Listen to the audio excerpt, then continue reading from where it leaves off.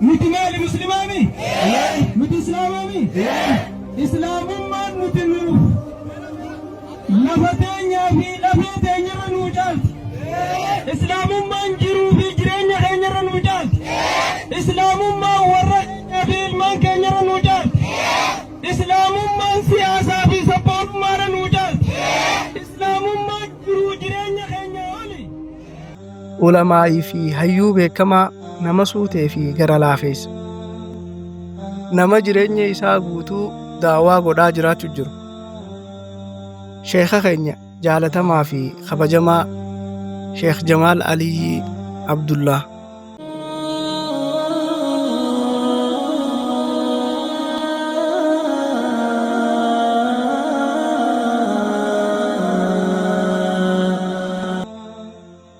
Nama jabaa fi nama murannoo qabu nama qilleensaa fi daddabni jiruu isa raasee bakka irraa hin sossooste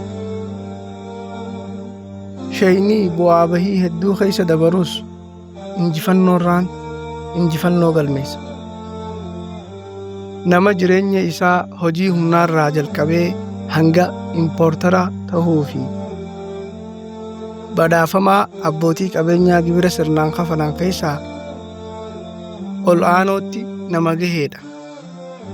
Ammaas dhaabbata Alifkaar Impoortiin gad dhufee ajandaa miidiyaa kanaa yeroo ammaatti tahaa jira. Sheeyni osoo hojii hin tuffatin cilfaa gurguruurraa baalagaalii oofuu shufeera baajaajirraa nama makiinaa impoortii godhee biyya naqu taheeti jira. Allaahumma baarik fiihi jennee jirra. Imala daawaa isaa gabaabinaan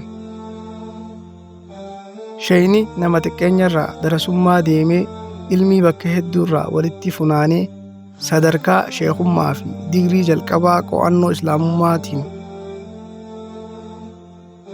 eebbifamee jiru hara daawaatiinis qooda leencaa fudhate ummata keenya kan beeyne barsiisuudhaan habeeku yaadachiisuudhaan imala daawaa lafarraa hanga qilleensaatti nama shoora olaanaa taphate. Sheekni keenya kabajamaa fi jaalatamaan Sheekh Jamaal Aliyyi darsiilee isaa keessaa obsa, qabrii, guddisa ilmaaniitii fi haadha abbaatti tola ooluufaadha. Walumaa galatti Sheekh Jamaal Aliyyi Abdullah sooressa qabeenyaa fi ilmiiti.